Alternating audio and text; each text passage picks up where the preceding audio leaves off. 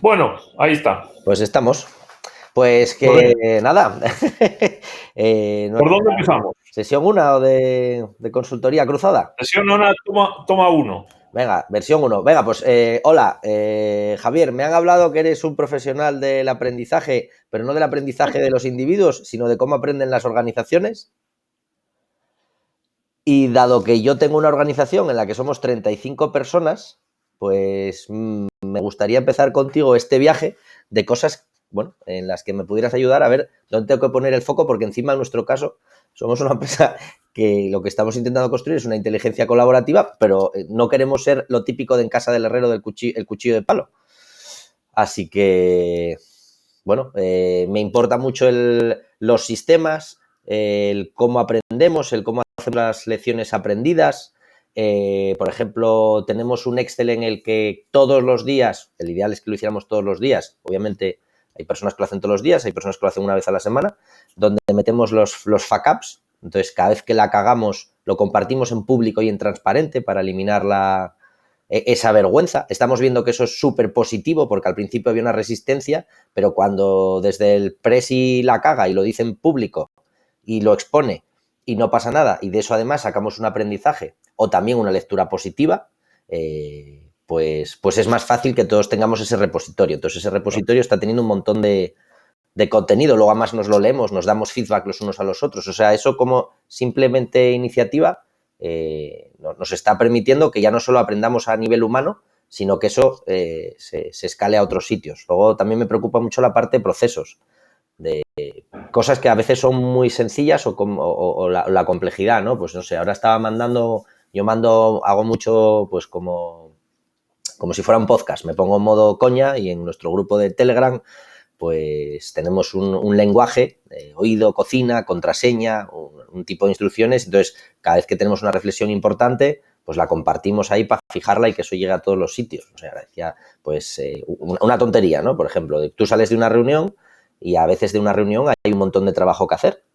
Y entonces para mí un proceso, el montar procesos y sistemas que nos permitan ser consistentes y, como digo, sistemas de calidad, que para mí es transparencia, es decir lo que haces, más coherencia, que es hacer lo que dices, pues necesitamos poder decir lo que hacemos y hacer lo que decimos para cumplir las expectativas y sobre todo calmar la ansiedad y la hiperexpectativa, porque como este mundo encima cada día va más deprisa, si sales de una reunión pues sabemos que la expectativa media de la persona es que en un día tenga el mail.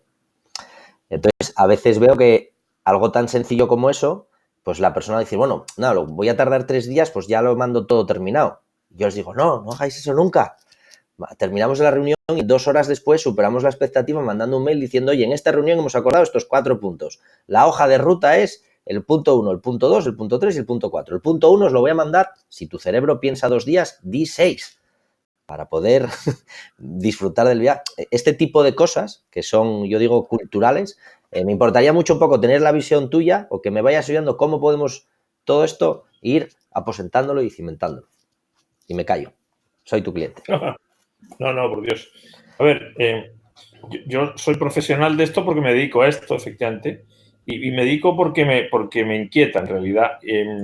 Y yo tengo la sensación de que, así como del aprendizaje de los individuos nos falta mucho por entender, pero ya tenemos una cierta experiencia acumulada que nos da algunas luces de qué funciona, qué no, qué aparente, qué variables intervienen. Cuando tú escalas del yo al nosotros y te vas a la organización o a los equipos, ahí se vuelve toda una nebulosa porque entran a jugar otras variables sobre las que tenemos, yo creo que mucha menos información. Y déjame ver si te puedo hacer alguna analogía que igual nos ayude a entenderlo, porque yo por lo que he buscado no he encontrado tampoco respuestas muy específicas, que tampoco sé si me las creería mucho, pero al menos caminos recorridos por otros. Y por eso yo creo que hay una oportunidad en desarrollar todo lo que tiene que ver con el aprendizaje colaborativo y grupal, porque el del individuo, quieras o no, algo más sabemos y todos los proyectos que hay hoy en día tratando de mapear cómo funcionan los cerebros, ese es un misterio que no se tardará demasiado, yo creo, en entender mejor. No sé si alguna vez en resolver, pero al menos en entender. Y porque siempre es curioso que sepamos más del origen del universo, que aparentemente pasó hace mogollón de miles de años, y sepamos muy poquito todavía de la máquina que gobierna todo lo que hacemos, que es el cerebro. Entonces, un paralelismo, por si te sirve, y que a mí me sirvió, igual me sirve porque me hace la vida más fácil, yo creo que la vida hay que hacerse más fácil, es que tu cerebro en realidad es independiente de las neuronas. O sea, la neurona es como la unidad básica sin la que tú no puedes aprender. Y de hecho, el otro día estaba en una reunión con un neurocientífico y el tipo decía, la mente no existe sin cerebro. O sea, la mente no es posible si no hay un cerebro. Y el cerebro está compuesto por neuronas. Y por tanto, la neurona hasta ahora se ha tomado como la unidad básica, pero no como neurona independiente, sino por su capacidad de conectarse con otras. Entonces, tú y yo, en teoría, tenemos, dicen, unas 86.000 millones de neuronas, que son más o menos las mismas que teníamos cuando nacimos. Alguna menos, pero parece que el ratio de mortandad de las neuronas es muy pequeño. Es insignificante, según te dicen los científicos, porque como se van conectando unas con otras, la que muere no importa porque esa conexión se reconfigura por otro lado. Pero, sin embargo, aunque tengamos las mismas neuronas, tú y yo somos totalmente distintos porque teniendo el mismo número de neuronas, esas neuronas se han ido conectando, gracias a Dios, y reconectando gracias a todas las cosas que hemos ido aprendiendo. Entonces uno dice, a ver, espérate, el factor que importa no es la neurona. Sin neurona no puedo hacer nada, pero neuronas desconectadas tampoco sirven para nada. Correcto. Y si supuestamente llegamos con las neuronas desconectadas, todo lo que hacemos en nuestra vida a partir de las experiencias que tenemos es ir conectando esas neuronas. Y cada vez que tú, de alguna manera, esas sinapsis las reutilizas, se van fortaleciendo. Cada vez que tú haces algo y lo haces más repetidamente, esa conexión se va fortaleciendo. Y cuando tú dejas de hacerla, se va, de alguna manera, debilitando. Ahora, es interesante porque eso significa entonces que tu cerebro, tu inteligencia, tu capacidad de aprender, que eso es otro tema que podemos ver otro día, depende mucho de esas conexiones que tú estableces, de cómo las vas repitiendo o cómo vas dejando ir aquellas que ya no te sirven. Y otro día podemos hablar también de desaprender, etcétera, etcétera. Entonces, lo curioso es que si tú tratas de reproducir ese mismo ejercicio, o sea, el ser humano tiene, por tanto, un dispositivo especialmente diseñado para aprender, que se llama cerebro. Y nosotros no tenemos ningún mérito con eso, porque venía por diseño con nosotros. No es que tú hayas dicho, oye, me voy a comprar, lo voy a desarrollar. No, ya viene contigo y más o menos el del 99% de las personas tiene más o menos las mismas capacidades. Por tanto, el hardware que tenemos todos de fábrica es muy parecido. Lo que influye mucho es lo que hacemos con ese hardware, cómo lo explotamos y qué posibilidades le damos y qué conexiones creamos, qué experiencias tenemos, qué intereses tenemos. Bueno, hay todo un mundo por ahí. Pero a lo que me refiero es que la capacidad de aprender es inherente al individuo y, por tanto, tu vida depende de lo que vas aprendiendo y los caminos para aprender son miles, aunque durante mucho tiempo los hayamos como cercenado a que aprender depende de otra persona, no de ti, y de un ritual que consiste en ir a un lugar donde hay un profesor, lo que todos sabemos. Pero por el lado del individuo, ese elemento está más o menos resuelto, ese dispositivo lo tenemos, lo utilizamos todos los días y ese dispositivo hace básicamente dos cosas.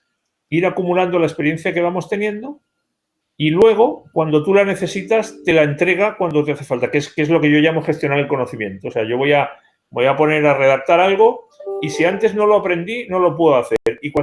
Pero si lo aprendí, cuando lo voy a hacer, mi cerebro me dice, oye, aquí tienes el conocimiento para redactar un texto o para hablar inglés o para andar en bicicleta. Entonces, es un juego permanente de reutilizar lo que tienes, que es gestionar el conocimiento, y aprender lo que no tienes cada vez que pasa algo nuevo y distinto, que lo va acumulando. Y eso lo hace muy bien, lo hace inconscientemente, no necesita tener un lugar donde guardar archivos, sino que es la propia biología del cerebro, de cómo está organizado, se preocupa de hacer eso. Y claro, cuando hablas con los neurocientíficos, los tipos te dicen, oye, espérate, la memoria, que es donde ocurre todo esto, que es distinto memoria de memorizar. Memoria es donde guardo las cosas, memorizar es aprenderme las cosas sin entender. El problema de la educación no es que no haya que usar la memoria, es que lo que no puedes hacer es meter en la memoria cosas que no tienen ninguna conexión contigo. Entonces las almacena muy poquito y luego las tira para afuera. Que es lo porque que pasa. No ha almacenado la estructura. Entonces, claro. Claro, pero fíjate, lo interesante es que la memoria no es un lugar, es una conexión. Es decir, los tipos te dicen, cuando tú aprendes, no es que tú tengas una serie de neuronas conectadas, sino que las neuronas se conectan cuando tú haces algo o se iluminan y luego se apagan y siguen haciendo otras cosas. Entonces, no es que sea un lugar físico, sino que es una configuración que se active y se desactiva. Es como la luz. Sí, se enciende y se apaga. Que en un lugar físico. Lo que hablabas antes, ¿no? Que pasa la electricidad por ahí. Si pensamos en la neurona ABC, si la electricidad pasa por ahí, el canal se hace más grande. Y cuanto más electricidad pase por ahí, más grande que se hace esa carretera, por decirlo de alguna manera. Exacto. Pero por tanto, entonces no es un sitio al que tú vas a guardar cosas como las guardas, como el concepto físico que tenemos de almacenar. Están los calcetines ahí. Claro. Exacto. Entonces, fíjate, lo interesante de esto, o sea, como decía, sobre el aprendizaje individual, bueno, hemos llegado hasta aquí basándonos en eso. No puede haber aprendizaje individual si no hay primero algún tipo de aprendizaje colectivo.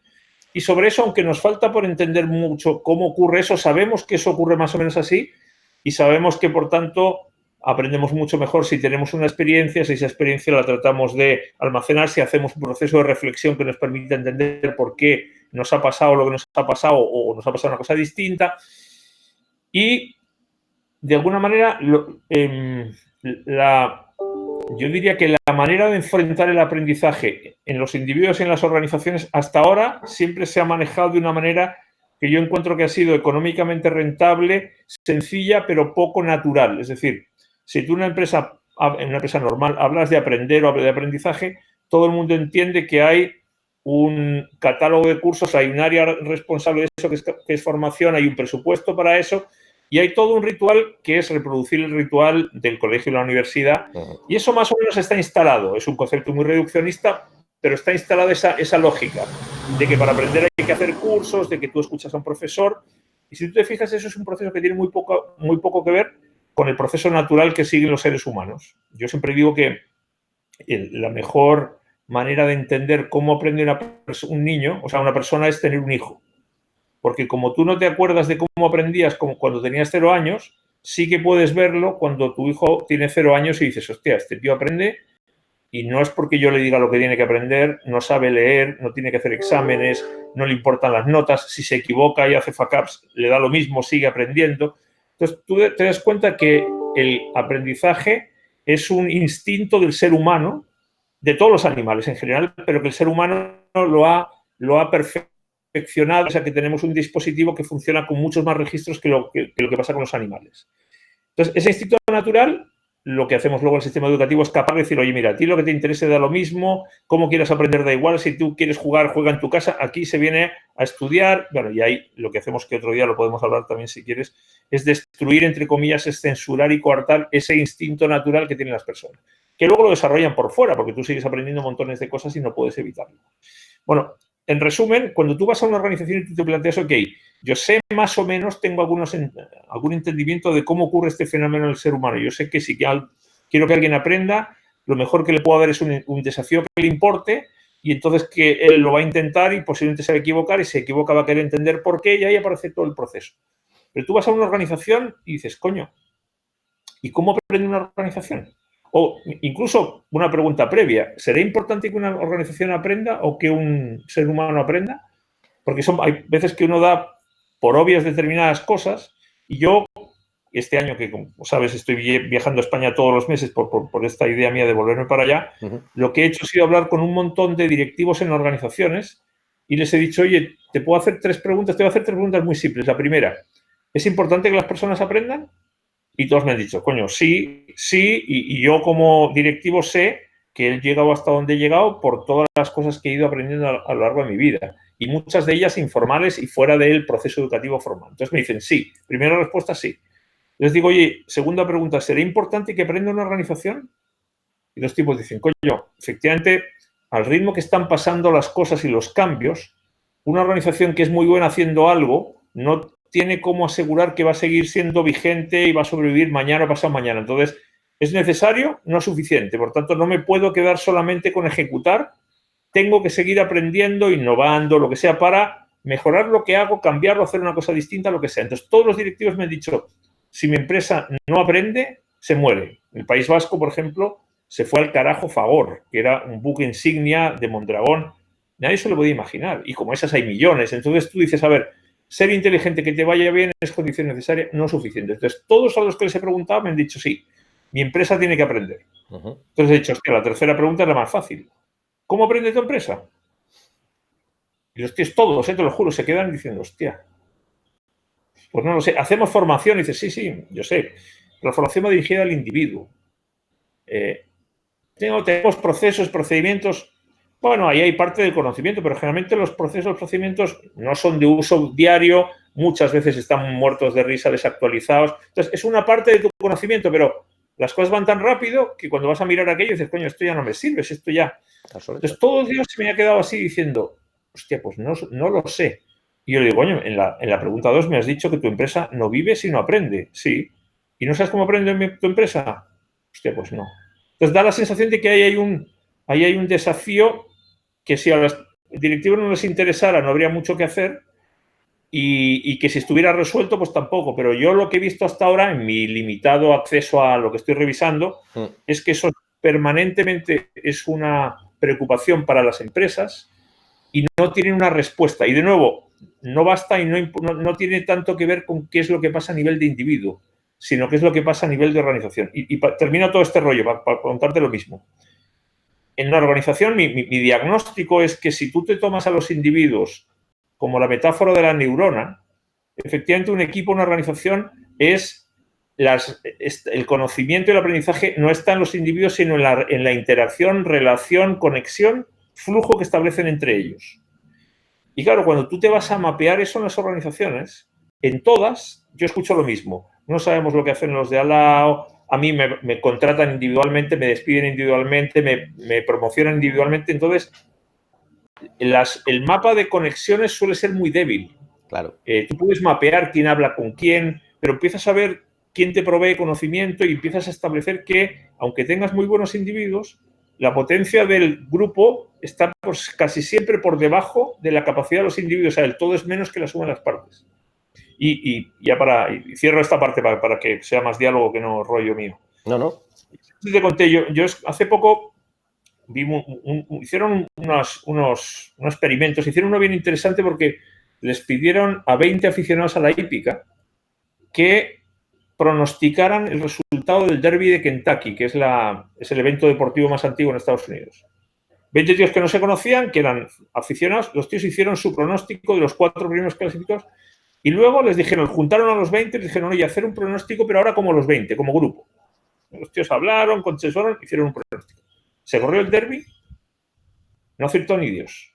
O sea, bueno, hubo un acertante, no fue ni los críticos de hípica que escriben en los periódicos, hubo un solo acertante que fue el resultado de los 20 tíos juntos. Ninguno de los 20 por separado, ningún experto, los 20 se llevó todo el bote. Entonces, claro, tú dices, fíjate, un cerebro se caracteriza por ser una red de neuronas que están conectadas, porque si están desconectadas no te sirve. Sin embargo, en general una organización es una red de individuos que por lo general están desconectados. Por diseño, porque los procesos de trabajo no consideran lo que tú decías, oye, recojamos las cagadas, hagamos un ejercicio para compartirlas.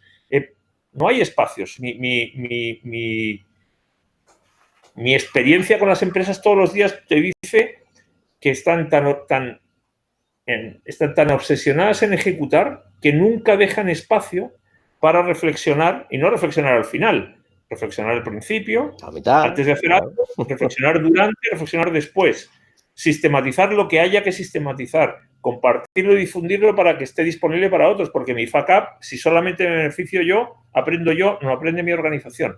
Entonces, al final de todo, más allá de que yo creo que tenemos un desafío justamente de trabajar desde el nivel de los equipos, y aquí influyen los estados de ánimo, influyen temas emocionales de cómo, con quién me llevo o no, porque yo, para colaborar con alguien, tengo que conocerlo.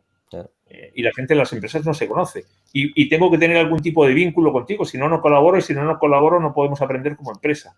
Claro. Entonces, te vas dando cuenta que ahí hay un desafío muy grande de cómo, al final de todo esto, si tú quieres que tu organización sea una organización que aprende, ya no va a poder ser la misma organización. O sea, esto no es un tema de metodologías, no es un tema de herramientas, esto es un tema de cambio de modelo mental y por eso es tan complejo, porque ya no vas a poder seguir siendo la misma organización. Esto es como el que cree que para ser una persona sana basta con, mira, voy a ir un par de días al gimnasio y como ensalada. No, espérate.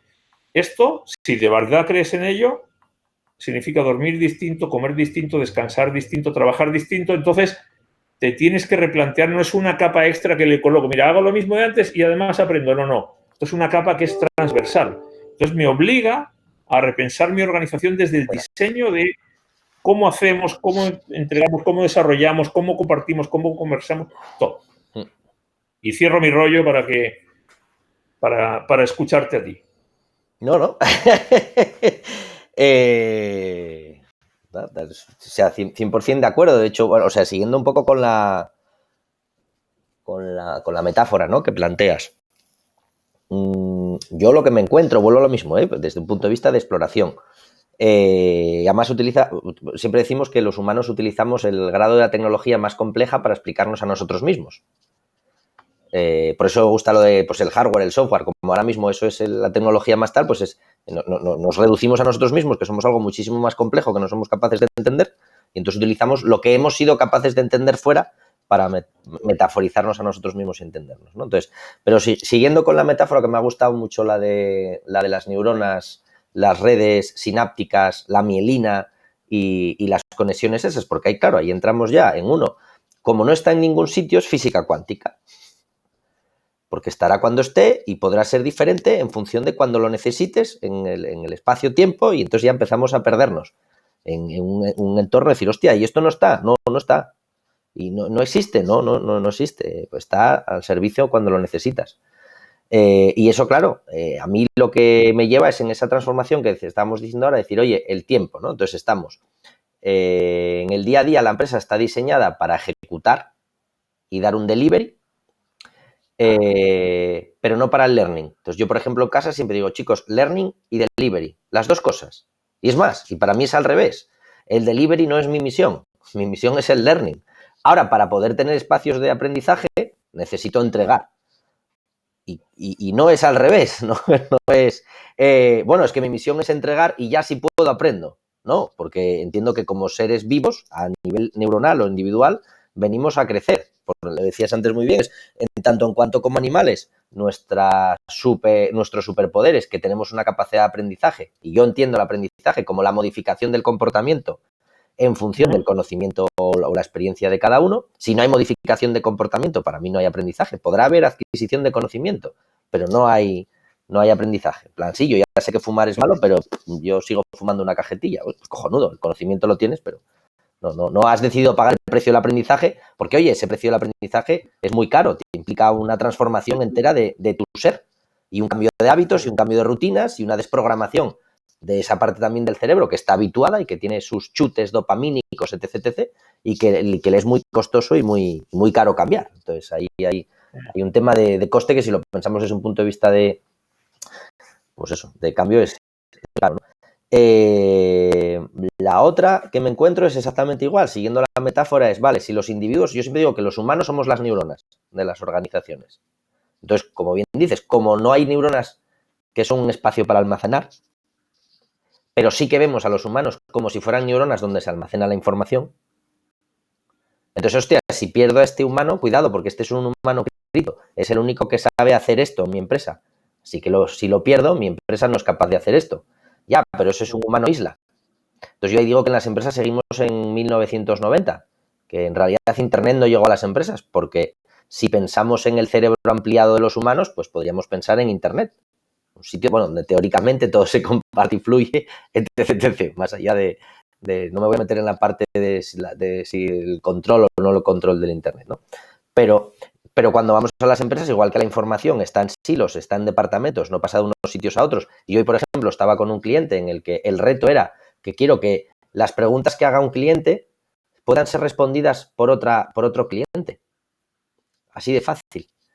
Y al final, lo que tenemos que empezar a explorar ahora mismo es que legalmente parece ser que hay un problema de cesión de trabajadores, o de, es que claro, es que si mi trabajador responde al trabajador del tuyo, digo, coño, pero si es lo mismo que dentro de tu organización, si el problema al final es que el de un departamento no responde al de otro, y empezamos a cerrar esas informaciones. Entonces, como no las pongamos y no las compartamos, pues es un problema. Y luego la otra es que, claro, ¿cuál es la mielina o cuál es el canal con el que conectamos esos humanos?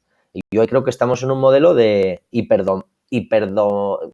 no sé cómo dice, bueno, con exceso de dopamina en el cerebro.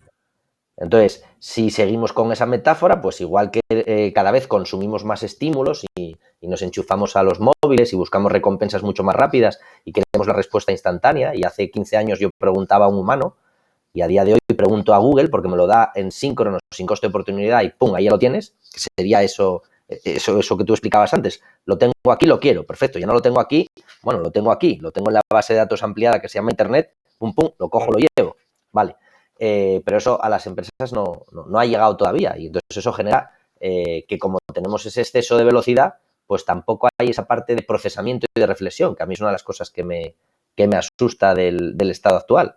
Que vale, todos estamos pensando en que aumente la velocidad, pero el aumento de velocidad no aumenta solo por aumentar el procesado, por decirlo de alguna manera, de información.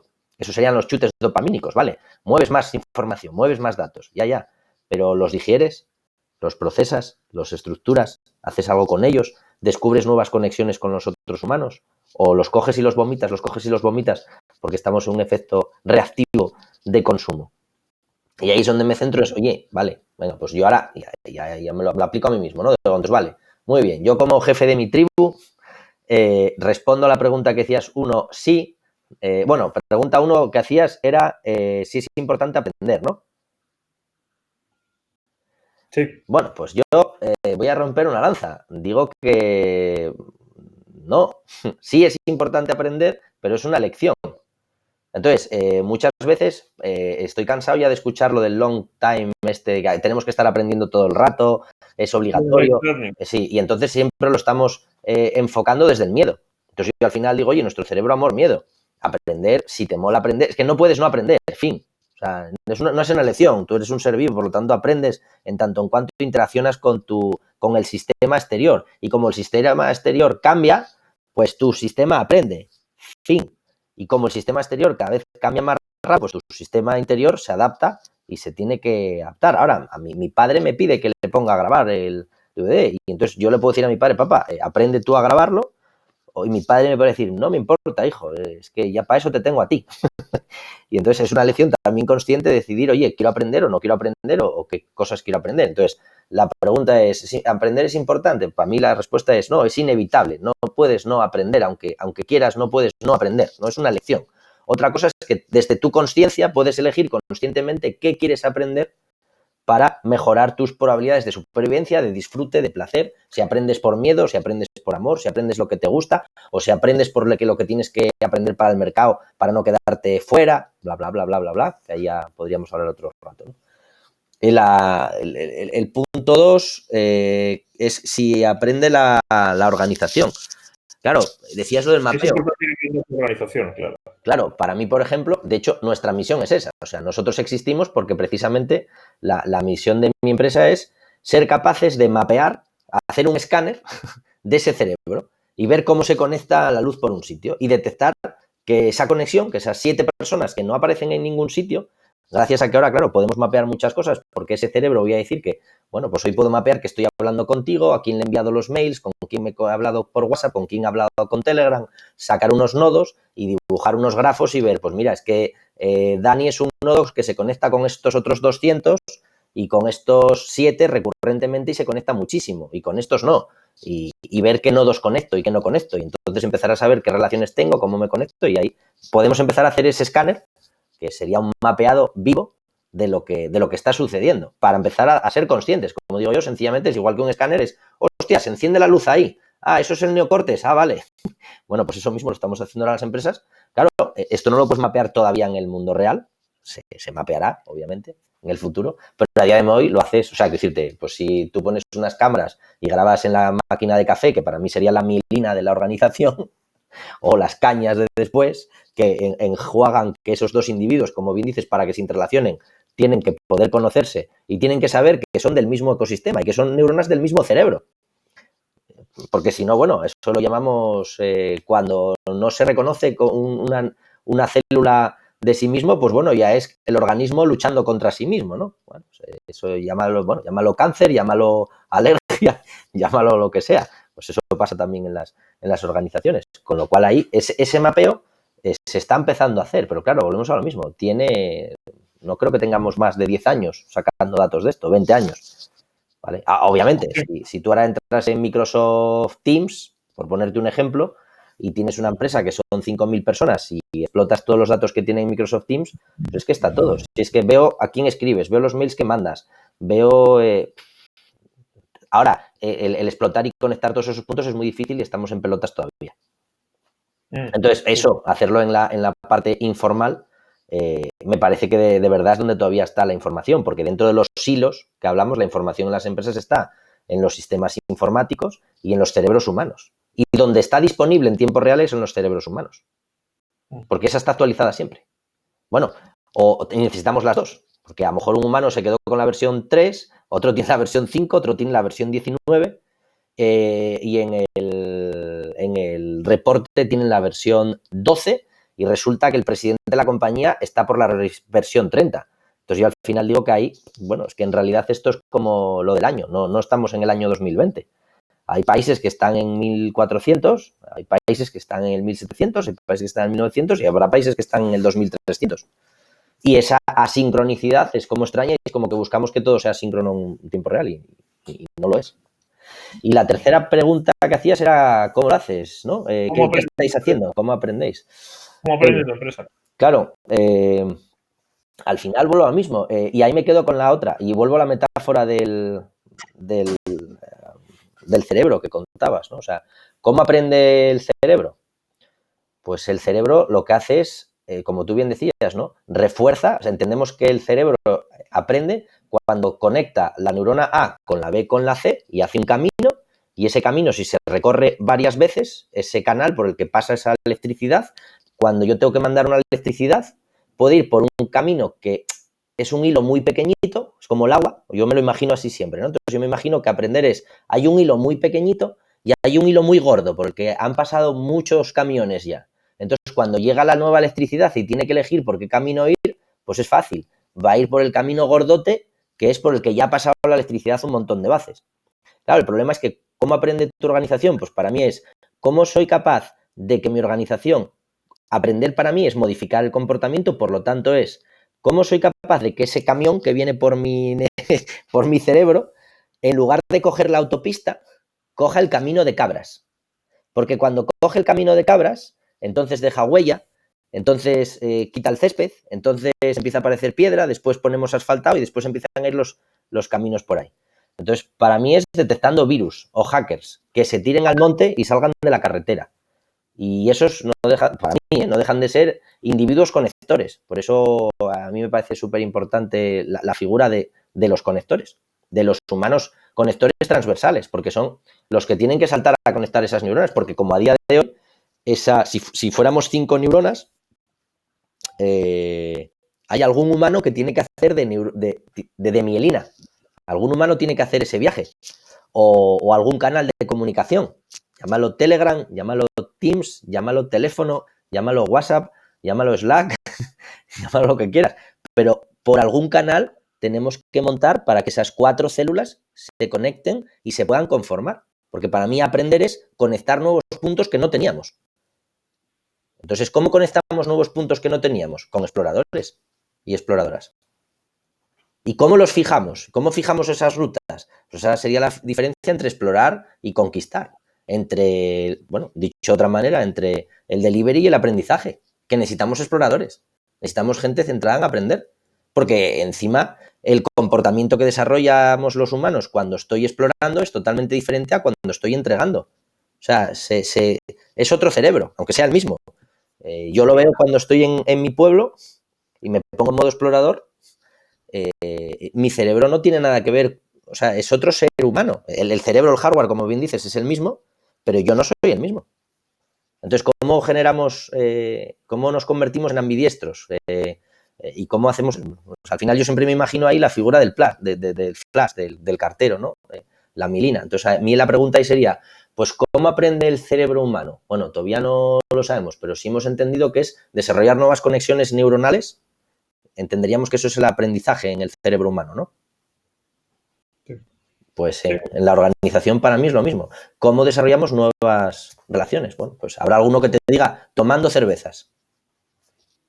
Pues mi organización aprende tomando sidras, porque tomando sidras se favorece la mielina, se fortalecen las conexiones de esos humanos y la tecnología social más potente potente que hemos inventado los humanos hasta el día de hoy no es ni Facebook ni Google, es el alcohol, por ejemplo. O ir a fumar la pipa de la paz juntos. O cuando los fumadores, que ya quedan pocos, salen y se van a fumar juntos y entonces se sienten que todos forman parte de un mismo grupo, de los fumadores. Y eso fortalece esa conexión. Espera, que me estoy quedando sin batería. A ver si la tengo. Pues. A ver. Estoy aquí. Vale. Uy, bajo la bocina. 0%.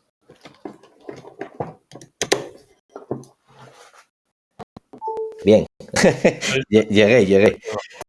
Entonces, déjame contar una anécdota que me contaron ayer, por si te... Ayer estuve en una reunión con una experta en temas de liderazgo y todo esto, que a mí los temas del liderazgo siempre me han producido un poquito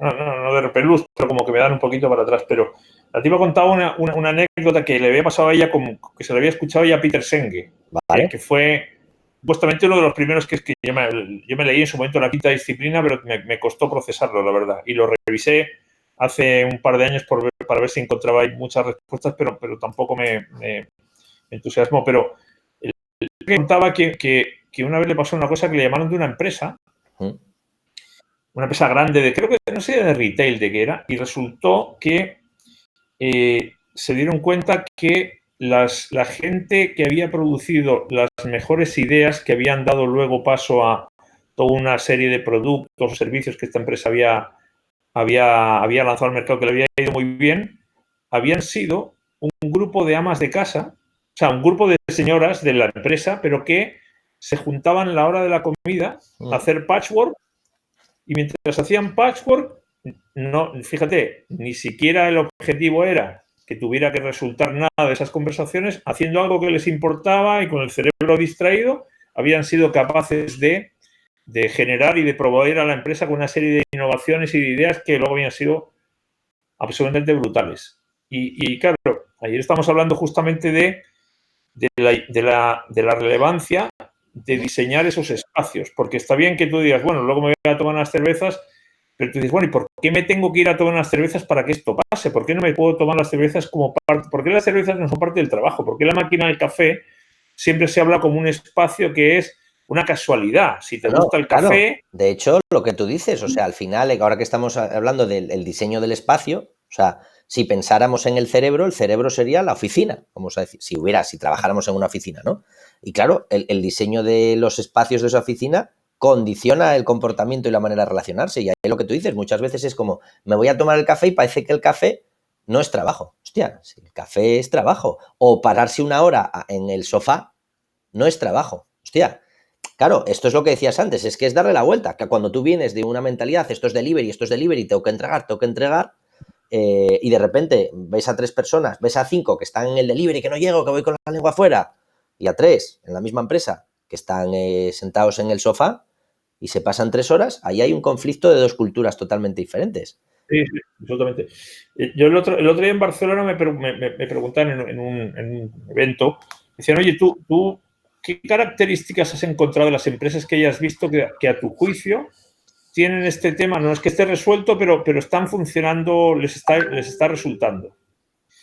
Y claro, me puse a pensar y me vinieron 2 o 3 cosas. Fíjate, una, desde lo que yo veo, veo que hay organizaciones donde se produce un alineamiento y un sentido de pertenencia que significa que, uno, está claro lo que hacen, está claro lo que no hacen, que a veces es más jodido. O sea, sacarte y hacer foco es lo mismo, que es mucho más jodido hacer un speech de 5 minutos que un speech de 1 hora. Sí, o escribir un artículo de una sola cara a un artículo de 10. Es mucho más jodido. Claro. Entonces, cuando tú te vas a una empresa donde te das cuenta que tienen claro lo que hacen, pero no unos, lo tienen claro todos. Y además todo el mundo sabe cuál es su rol en eso, pero está claro, eso significa que en muchos casos ese proceso de determinar qué hacemos ha sido un proceso transparente, como decías tú antes, compartido, colaborativo, más allá de que se hayan tenido en cuenta todas las ideas o cuál haya sido la decisión final, ha habido un proceso en el que se ha invitado a participar.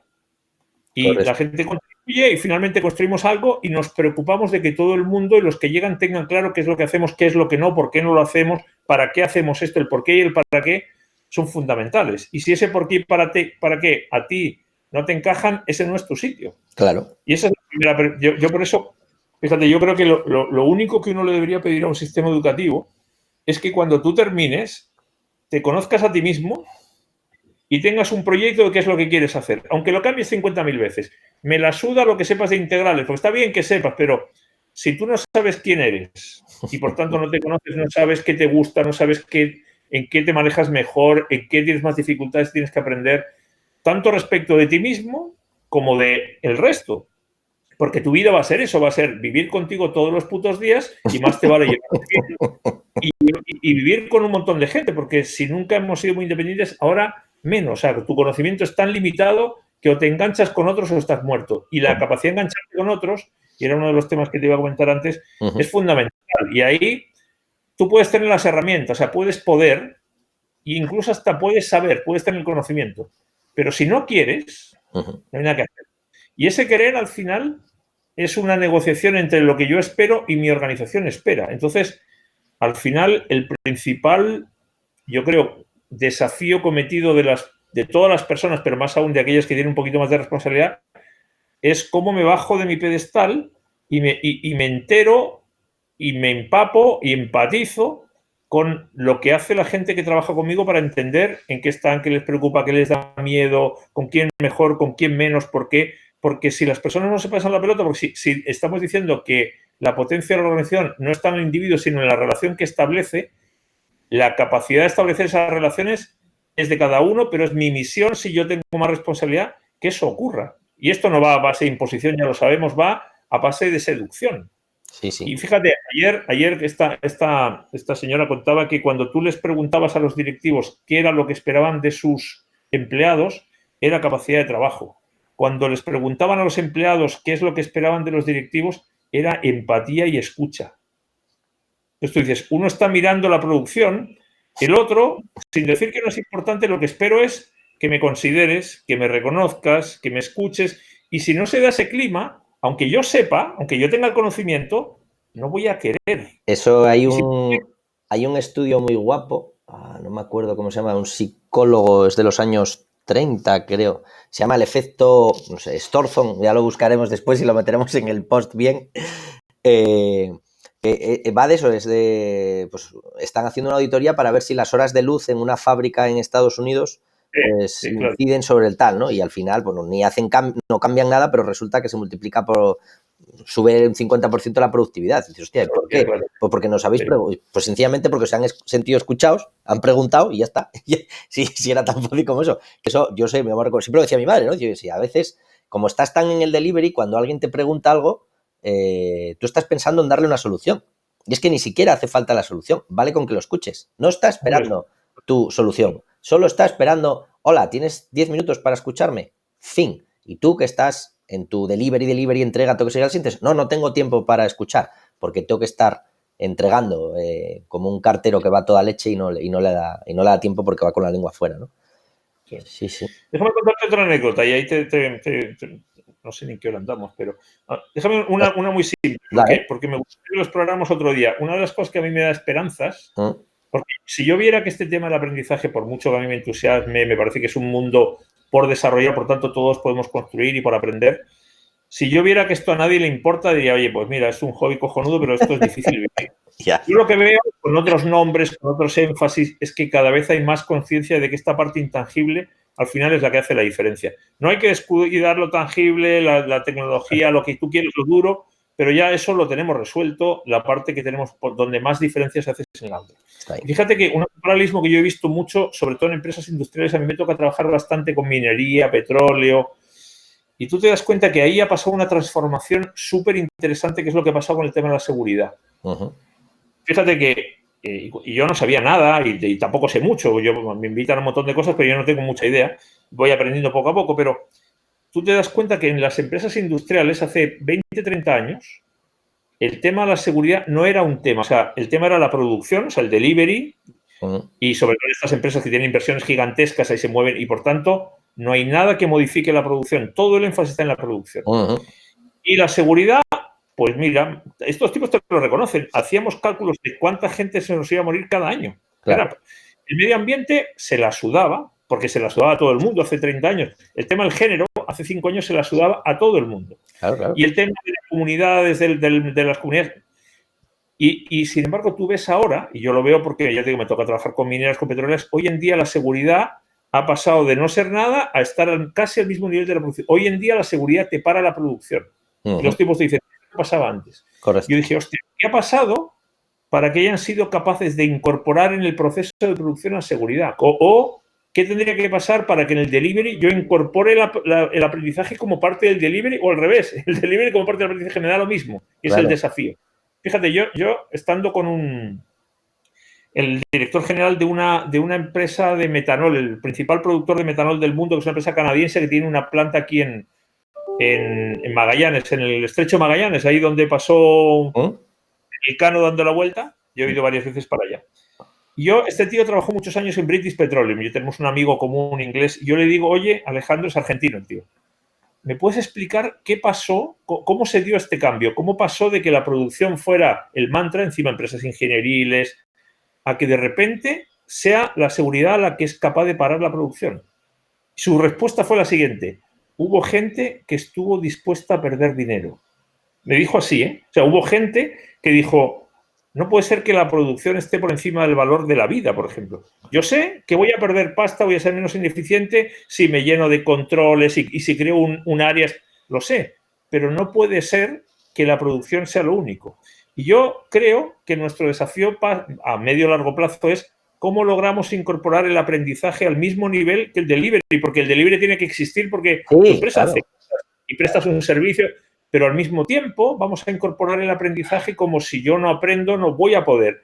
Estamos en esa brecha de convencimiento, de seducción, de demostrar que además eso es así, crear tecnologías, herramientas donde dices, mira, tú no tienes que pagar más por el conocimiento, si ya lo pagas todos los días, si viene todos los días a trabajar, explótalo. Ahí tienes un activo que lo estás infrautilizando. Entonces, a mí la esperanza que me da es que efectivamente esto es un camino de convencimiento. Pero fíjate, el tío me dijo, hubo gente que estuvo dispuesta a perder, o sea, hay gente que va a estar dispuesta por la ganancia a medio o largo plazo claro, a perder dinero a corto plazo. Claro, nuestra labor yo creo que es descubrir quirúrgicamente a los que están en esa lógica, que todavía son una minoría. Que no le tienes que convencer, sino que el tipo ya piensa en eso y dice, ¿quién me ayuda? Tal cual. De hecho, yo el otro día, como, pues con alguna gran cuenta, siempre les digo al equipo, ¿no? Le digo, nuestra misión es detectar virus. De hecho, cuando decías antes lo del liderazgo, a mí también me da un poquito por esa parte, quiero decirte, porque no voy a entrar mucho, pero sencillamente hay una capa de eso, que es la de, no, vamos a sobremotivar, a ser el que enchufa, soy el motor de todos los demás, y yo digo, no, es al revés. Como tú tengas que poner un enchufe de energía para que los demás se muevan, esto no funciona, porque esos son modelos de desarrollo pues, de los años 80, ¿no? Ya voy yo aquí y les doy dinero a esta tribu del Amazonas para... No has entendido nada. Es que se empodere a ellos mismos, hagan su viaje y tú, como mucho, podrás estar ahí y, bueno, facilitar una disposición, ¿no? Y ya está. Claro. Oye, que sepáis que nosotros estamos haciendo este viaje, el que lo quiera, es un buffet libre. Yo lo entiendo como un buffet libre. Esto está aquí, está a disposición y el que lo quiera lo coja, ¿no? Y luego tú, obviamente, que eres el que pones el buffet, pues ves quién come donuts y quién come piña. Y entonces dices, hostia, este come piña. Este ha entendido lo que estaba diciendo Javier antes de cuidarse de la cultura. Y dices, pues quiero este. Y claro, dices, hostia, es que el 98% comen donuts y 2 comen piña. Y miras 3 meses después y dices, hostia, ya comen 5 piña. Y entonces ahí hay un modelo que yo siempre le digo, pues eso, es que cuando me dicen, oye, y cuando metéis la inteligencia, que yo siempre me gusta más hablar de educación colaborativa, más allá de colectiva incluso, porque digo, oye, colectiva es que es del colectivo, colaborativa para mí es que va un paso más allá, es que además tengo el propósito y la intención de ayudarte y de colaborar contigo, no porque forme parte del colectivo, sino porque quiero, joder, y eso me aporta propósito, ¿no? Y entonces digo, claro, es que queremos estar juntos, es una elección. No es que somos del colectivo porque estamos y entonces nos aprovechamos funcionalmente. Entonces, bueno, ya que estamos, nos aprovechamos el uno del otro. No, es porque además quiero y me aporta a propósito, ¿no? Entonces, siempre os digo, nuestra misión es detectar virus, no tenemos otro trabajo. Entonces, cuando vamos a una organización, hacemos un experimento muy sencillo, que es que les ponemos nuestra tecnología una semana antes de llegar a la reunión y cuando llegamos a la reunión, les sacamos los datos en directo y les decimos, tú eres el virus, tú eres el virus. Hostia, ¿Por qué? Pues mira, hemos mandado esto a 100 personas, sois los early adopters, sois los primeros que entrasteis, sois los que hicisteis preguntas, sois los que ya os habéis navegado, has estado 1 hora y 57 minutos por aquí, tú ni has entrado, que eres el jefe. Entonces tú no eres el virus, porque obviamente no puede serlo, porque no tienes tiempo, estás en el delivery y estás muy preocupado con estas cosas, pero estos dos son los virus. Entonces, si hay virus, hay proyecto, si no hay virus, no hay proyecto. Entonces, nuestro mayor error, nuestro mayor aprendizaje como empresa al principio es que pensábamos que el proyecto dependía de que nosotros, en ese entendimiento de liderazgo, enchufáramos la energía y la visión al otro. No, es al revés. El otro, muchas veces además cometemos el error, todavía le pido a mi equipo que cada vez nos radicalicemos más y seamos más radicales y le digamos a un cliente, no vamos a trabajar con vosotros. Y claro, nosotros somos una empresa pequeñita, menos de 40. Cuando eso se lo dices a un cliente grandote, pues no están acostumbrados porque dice que se han creído estos sobraos. Y claro, digo, no, pues es que es al revés, es que no te voy a aportar valor. Te estoy haciendo un favor. Claro, o sea, y a mí mismo, porque si no, yo me voy a vaciar de energía.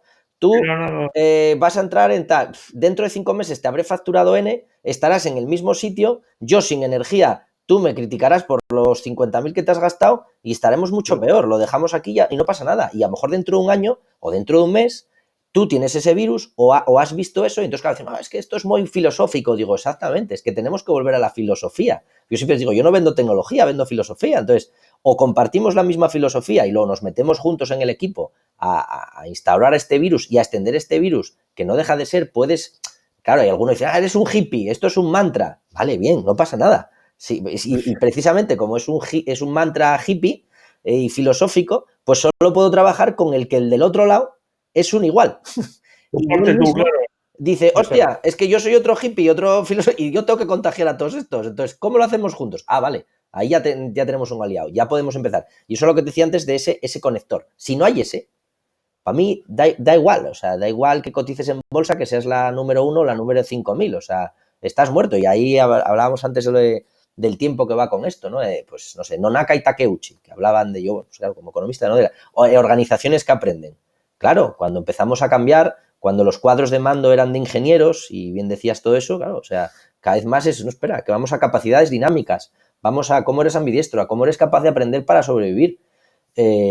Aunque pases de ser 1000 a 5, luego podrás volver a subir, pero esa capacidad de adaptación continua es muy jodida y son modelos. Ayer hablaba con un amigo que explicaba desde el punto de vista esto, por ejemplo, en el mercado americano, como cuando, digamos, hay dos tipos de empresas, ¿no? Las que llamaríamos las empresas que juegan a salud y las empresas que juegan a atracción. Las empresas que juegan a salud, digamos, que serían empresas orgánicas, que crecen, que por sí mismas, y las de tracción es, oye, yo me voy a gastar el dinero solo es gasolina y no me preocupan los beneficios, pues piensa en un WhatsApp, ¿vale? Que se vende por N millones y no factura, no genera dinero. Entonces, como bien dijiste antes, es que hubo alguien que estuvo dispuesto a perder dinero.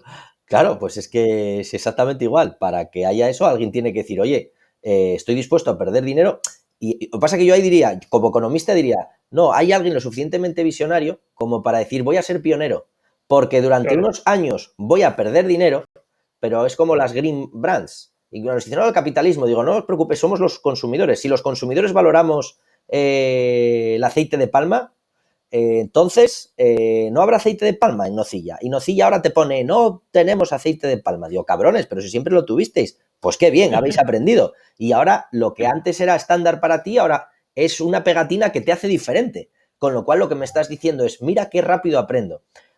Otro comportamiento de empresas que aprenden, ¿no? Cuando las empresas al principio entraba a Internet, yo me acuerdo hace años, te acordarás, bueno, todavía lo vemos por ahí, que las empresas, cuando digo esto no sucedió en la historia, una empresa haciendo publicidad de otra, que era, estoy en Facebook, estoy en Instagram. En realidad eso no quería decir, oye, estoy aquí, quiero hablar contigo, porque la realidad de la empresa sigue siendo, no, por Dios, no me escuches porque si me escribes te tengo que contestar y esos costes. Lo que estoy diciendo, claro, lo que estoy diciendo de mí misma es, soy guay, he evolucionado, señores usuarios, que vosotros estáis ahí y para que veáis que yo ya no tengo aceite de palma o que ya estoy en Twitter y que doy respuestas por ahí, pues aprendo. Entonces, claro, hombre, yo sí confío en esa parte, pero sí creo que tiene que ser un mixto, ¿no? Aquí ya no nos vamos a meter en política, pero no es lo mismo. El mercado y también la parte política, porque claro, ahí ya es, bueno, ¿y qué intervienes, qué no intervienes? Pues claro, también hablamos antes de BP. Dices, bueno, claro, hemos tenido que tener un Golfo de México, en el otro caso un Fukushima, y bueno, y volvemos a lo mismo. Bueno, claro, pero es que hace falta un Fukushima. Esto sonará muy bestia, pero es que hace falta un Fukushima para mejorar el sistema, porque hasta que tú no tienes un Fukushima, pues no mejoras el sistema, y hasta que no se te caen 7 aviones, pues no mejoras el sistema de los aviones. Por desgracia, es así. Eso sí, y en muchos casos ni siquiera, yo creo que en muchos casos, yo quiero pensar, yo siempre soy bien pensado. Yo creo que en la mayor parte de los casos ni siquiera es mala fe. No. Es ignorancia o es desconocimiento. Sí. Yo no sabía que esto se podía. Yo no sabía. Sí, yo te entiendo perfectamente. Yo hice lo que estaba haciendo. Evidentemente tragué de sacarlo partido, pero tampoco sabía cómo procesar las cosas. Claro, de hecho, es muy bestia lo que estamos diciendo, igual sacado de contexto, pero yo soy defensor de lo que tú dices. O sea, yo no creo en esa mano negra, no creo que haya ningún humano malvado adrede, no lo hago para putear esto. Mira, no, si lo puedes hacer bien, lo haces bien. Otra cosa es que tu miedo no te deje hacerlo bien, te proteja. Bueno, pues no lo pudiste hacer mejor. Yo siempre pienso que los humanos lo hacemos lo mejor que pudimos. Si lo hubieras podido hacer mejor, lo hubieras hecho, por definición. Sí. Si no lo hiciste, oye, que tenías limitantes, no tenías el conocimiento, no tenías la experiencia, no tenías la valentía porque tenías miedo y pensabas que si tomabas esa decisión tus inversores te iban a penalizar. Claro, yo cada vez que le digo que no a un cliente, tengo miedo y pago un precio muy alto. Sí, claro. Y siempre dudo, porque digo, joder, ser políticamente correcto a lo mejor es lo correcto y el equivocado estoy yo. Pero bueno, pues escucho a la tripa y digo, esto es lo que tengo que hacer. Claro, igual me es el precio de la coherencia, macho. Claro, a otro a lo mejor, pues dentro de un año y medio estoy en la prensa diciendo, hostia, pues hemos quebrado. Ya, pues no, tampoco pasa nada. Oye, las empresas vuelvo lo mismo, o sea, nacen, crecen, se reproducen y mueren. Obviamente, no queremos, yo quiero que mis socios y mis inversores y esto crezca, pero bueno, que igual que los humanos. Y esos miedos volveríamos a lo mismo, ¿no? Yo sé toma de decisiones, de aprender, y ahí estoy muy rayado últimamente con lo de la tripa y el cerebro. Eso me tiene, de esto lo dejamos para otro día, pero sí me gustaría por lo menos un pequeño insight de que me dieras a ver tú por dónde es, porque yo estoy obsesionado últimamente con el tema de la tripa, la entraña y el cerebro, ¿no? No voy a meter con Kahneman de pensar rápido, pensar despacio y tal, pero yo digo, hostia, vamos a ver, yo tengo claro que tengo 2 fuentes, bueno, voy a decir que tengo 3 fuentes de toma de decisiones. Lo que está debajo de la tripa, llámalo ovarios, llámalo centro testicular, lo que está en la tripa y lo que está arriba. Hombre, lo de abajo colgante me parece que es un reactivo y por lo tanto es lo contrario al aprendizaje, porque es un automatismo. Por lo tanto, claro, exacto. Entonces, que obviamente es un programa que tienes, pero que el reto del aprendizaje ahí es ser capaz de observarlo y después elegir, no ser esclavo de esa reacción. Ahí es donde creo que se puede generar un espacio de libertad de decisión y por lo tanto de aprendizaje. Si no, si estamos en el de abajo, ahí estamos fastidiados. En el del medio, para mí, en el de la entraña, en la tripa, y no quiero entrar tampoco si las neuronas del intestino, si la microbiota, si lo que sea, pero yo lo siento ahí, a mí no sé cómo decirlo, o sea, mi intestino me habla y cuando yo hablo con mi equipo y les pregunto, ¿qué te dice? Oye, ¿qué opinas de esto? El otro día le preguntaba a un compañero, ¿no? Entonces, desde la cabeza me explicaba políticamente correcto. Pues esto, pues lo otro. Una explicación de 5 minutos. Y yo dije, joder, 5 minutos, me has dado una explicación ahí súper racional, muy estructurada, todo lo que quieras, un montón de datos. Pero para mí la pregunta era sí o no. ¿Te pone o no te pone? ¿Te mola o no te mola? Y entonces me quedé así, esto fue hace un par de meses. Le dije, espera, voy a hacerte la pregunta de otra manera. ¿Qué te dice la tripa? No qué te dice el cerebro tamizado para todo esto, olvida el cerebro, sé políticamente incorrecto. Y la respuesta fue que ni de coña. Digo, fíjate qué maravilla de comunicación, ni de coña. 3 palabras, lo entiendo perfectamente. Si escucho a los 5 minutos, estaba pensando que sí, porque de hecho has montado la narrativa de que sí, y cuando escuchas la tripa me dices lo contrario. Y digo, joder, entonces, y entonces he empezado a rayarme los 2 últimos meses con eso y a preguntar consistentemente, oye, ¿qué te dice esto? ¿Qué te dice esto? Y ahí digo, joder, cuando los 2 están de acuerdo no hay problema. Oye, este te dice esto y este te dice esto, maravilloso. A mí lo que te decía, esta me dice, oye, esta me lanza miedos y me lanza alertas. Y digo, al final el miedo no es ni bueno ni malo, no deja de ser un sistema operativo, una alerta, te dice, hostia, cuidado. Y igual corres el riesgo, Dani, corres el riesgo si que le dices al cliente de que, mira, que vas a parar el proyecto, que te vea como un soberbio, que te vea como un sobrado, que pierdas la cuenta, que no factures lo que tenías que facturar. Y entonces, como digo yo, el radar te da toda esa información.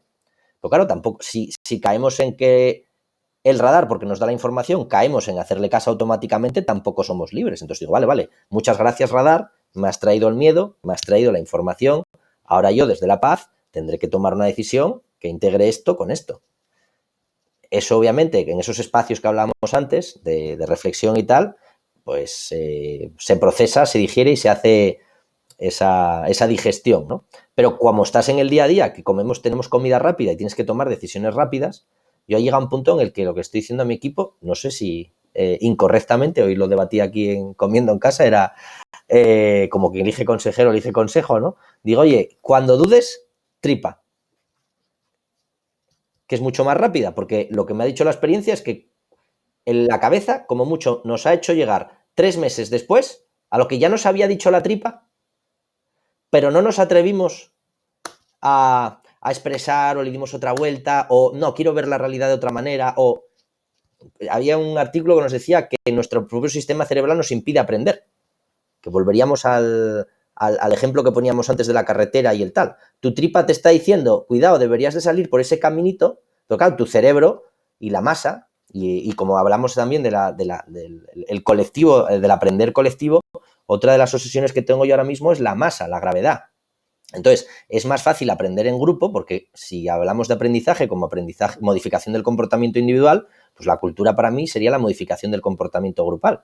En grupo, como hay masa, es muy fácil, como hemos visto en todos estos experimentos de los monos y tal, de coger ese nuevo comportamiento, porque es grupal. Entonces, como hay masa, tiene tracción y esa tracción, esa gravedad, oye, funciona muy bien para unas cosas, que es que te atrae, te da estabilidad, te trae talento, lo que quieras, pero funciona fatal para otras. Cuantas más masa tengas, más difícil te va a ser mandar un cohete fuera. Si la masa de la Tierra fuera 10 veces más, pues tendríamos en lugar de una gravedad de 9,81, pues la tendríamos de 100, ¿no? Entonces habría que gastar 100 veces más para recorrer ese camino que salga por otro sitio y nos permita conectar a otros puntos. Entonces, bueno, ahí ya te digo, esas dos cosas, no sé tú cómo las vertebras, pero yo ahora mismo estoy en esa etapa de entraña y masa.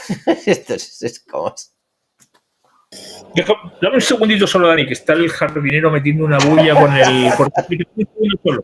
Vale. Lo he matado. Pues nada, os voy a... Lo he reventado. Javi, cuando veas esto, lo siento, gracias. Después de esta chapa que te he metido sobre la masa y la gravedad, es normal que hayas tenido que salir a tomarte un agua. Jardinero.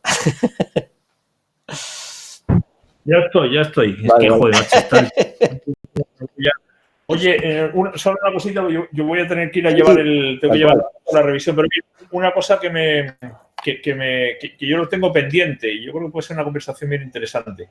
Yo tengo pendiente escribir un artículo, algo así que se llama La culpa de todo la tiene el hambre o la comida. Y le tengo que dar vueltas, pero mi tesis inicial, pero que la tengo que desarrollar, ¿vale? es que, claro, fíjate que el ser humano, si fuéramos capaces de alimentarnos del sol como en parte hacen los vegetales, no necesitaríamos prácticamente nada para funcionar. Porque tú dices, a ver, ¿cuáles son las necesidades básicas para sobrevivir?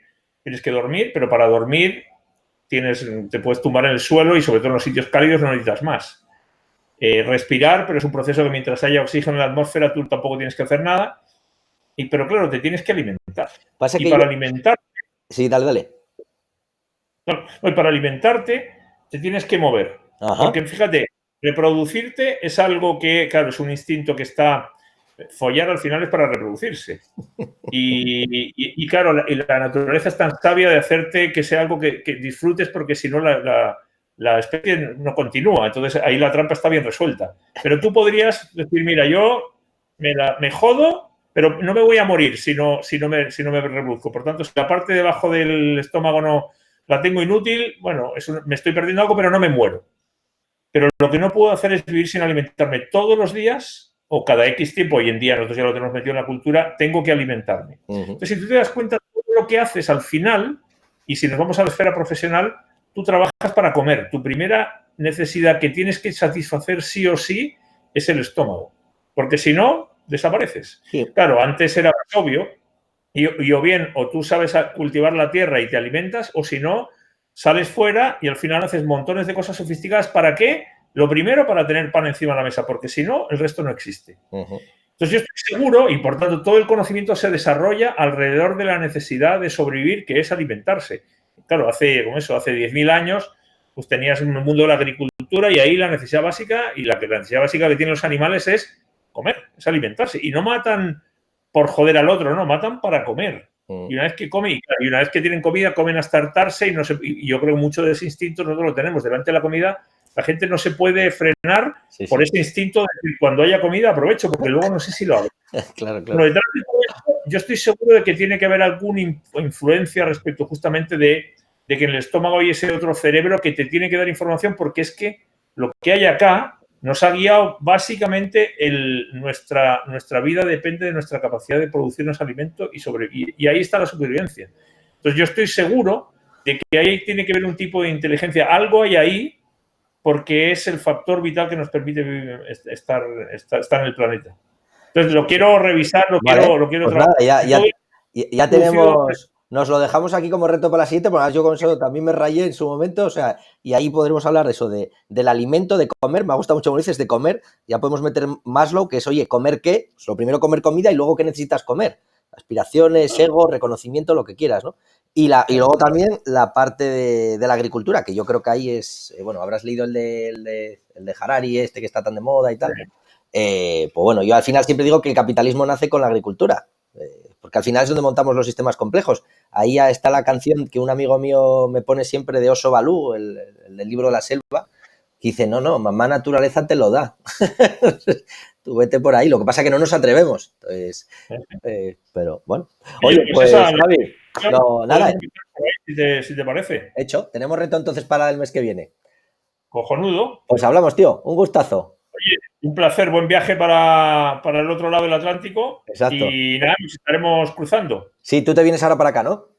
Yo voy para allá, de hecho, posiblemente esté con Aurelio y con la gente de SACIR. A final de mes estamos tratando de ver si le pregunté a Aurelio para